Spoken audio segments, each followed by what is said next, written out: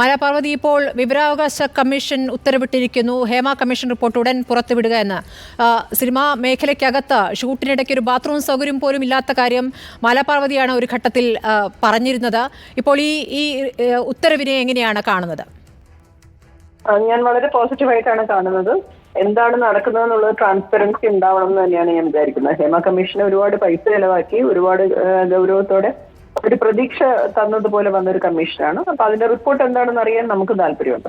ഇത് പലരും മൊഴി നൽകിയിട്ടുണ്ടല്ലോ. ഇതിപ്പോൾ കാസ്റ്റിംഗ് കൗച്ച് വിഷയം മാത്രമായി അതിനെ ഒതുക്കാൻ പറ്റില്ല. അതിലപ്പുറമുള്ള ഒരുപാട് വിവേചനത്തിന്റെ വിഷയങ്ങളുണ്ട്. അപ്പോൾ ആരെയും ആരുടെയും സ്വകാര്യതയിലേക്ക് കടന്നു കയറാതെ വിവരങ്ങൾ പുറത്തുവിടണമെന്നാണ് ഇപ്പോൾ കമ്മീഷൻ ഉത്തരവിട്ടിരിക്കുന്നത്. അപ്പോൾ അതിനെ എങ്ങനെയാണ് പോസിറ്റീവായിട്ട് തന്നെയാണോ കാണുന്നത്?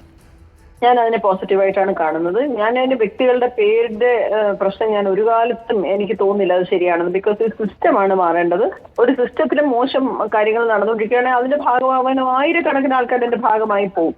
പക്ഷെ സിസ്റ്റം എങ്ങനെ കറക്റ്റ് ചെയ്യണം എന്നുള്ളൊരു പഠനമാണ് ഞാൻ ഈ ഹേമ കമ്മീഷൻ അല്ലെങ്കിൽ അതുപോലെയുള്ള പഠനങ്ങൾ കൊണ്ട് മനസ്സിലാക്കുന്നത്. കാരണം സിസ്റ്റം കറക്റ്റ് ചെയ്യപ്പെടുകയാണ് വേണ്ടത്. പലരും തെറ്റ് ചെയ്തിട്ടുണ്ടാവും. അതിപ്പോ ഇന്ന പ്രോബ്ലം ഉണ്ടായിരുന്ന സിനിമയിൽ ഒരിക്കലും വരത്തില്ല. പല കാലങ്ങളായി സിനിമ തുടങ്ങിയ കാലം മുതൽ ഇതൊരു പല കാര്യങ്ങളും സംഭവിച്ചിട്ടുണ്ടാവാം. അപ്പോ ആ വ്യക്തികളെ എടുത്ത് പറയുന്നത് പ്രത്യേകിച്ച് ഒരു മാറ്റവും സമൂഹത്തിൽ വരില്ല. ഒരാളെ കോൾ ഔട്ട് ചെയ്യണം, പേര് പറയണം എന്നൊക്കെ പറയുന്നത് ശരിയാണ്. പക്ഷെ അതുകൊണ്ട് സിസ്റ്റത്തിൽ ചേഞ്ച് വരത്തില്ല. സിസ്റ്റത്തിൽ ചേഞ്ച് വരണം എന്നുണ്ടെങ്കിൽ നടന്നുകൊണ്ടിരിക്കുന്ന കാര്യങ്ങളുടെ പ്രശ്നങ്ങൾ മനസ്സിലാക്കിയിട്ട് അത് എങ്ങനെ ട്രാൻസ്പെറന്റ് ആക്കാം, അത് എങ്ങനെ കുറച്ചുകൂടെ സയന്റിഫിക് ആക്കാം, കാസ്റ്റിംഗ് ആണെങ്കിലും ഓഡിഷൻസ് എങ്ങനെ കുറച്ചുകൂടി ട്രാൻസ്പെറന്റ് ആക്കാം, എങ്ങനെ അതിന് അങ്ങനെ ഒരുപാട് കാര്യങ്ങൾ ലേഡി ടെക്നീഷ്യൻസിന് കയറി വരാൻ തടസ്സമുണ്ടെങ്കിൽ അത് വിമൻസ് ഡെവലപ്മെന്റ് കമ്മീഷൻ പോലെയുള്ള ഒരു സംഘടനയ്ക്ക് എങ്ങനെ ഹെൽപ്ഫുൾ ആകാം, പാനൽ ഉണ്ടാക്കിയിട്ട് അതിൽ നിന്ന് റിക്രൂട്ട് ചെയ്യാൻ പറ്റും.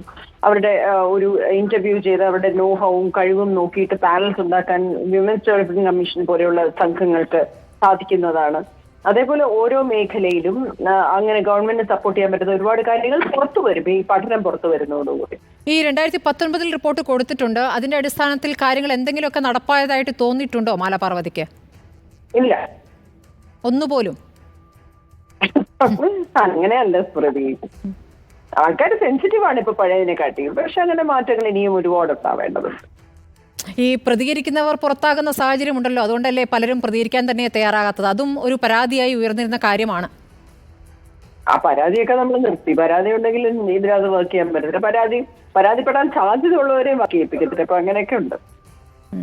മാറ്റമുണ്ടാവുമെന്ന് പ്രതീക്ഷിക്കാമല്ലേ? ആർക്കാണ് ധൃതി എന്നാണെന്ന് മന്ത്രി ചോദിച്ചിരുന്നത്. ധൃതി ഉണ്ടായിരുന്നു, പക്ഷെ ഇത്രയും വൈകിയിരിക്കുന്നു. ഇനി അത് പുറത്തുവിടുമെന്ന് പ്രതീക്ഷിക്കാമല്ലേ? സമൂഹത്തെ ബെറ്റർ ആക്കണമെന്ന് വിചാരിക്കുന്ന എല്ലാവർക്കും ധൃതിയുണ്ടല്ലോ. അതെ. വളരെ നന്ദി മാലാപാർവതി. ഷൂട്ടിനിടയ്ക്കാണ് ഈ സമയത്ത് പ്രതികരിച്ചത്. വളരെ നന്ദി പ്രതികരിച്ചതിന്.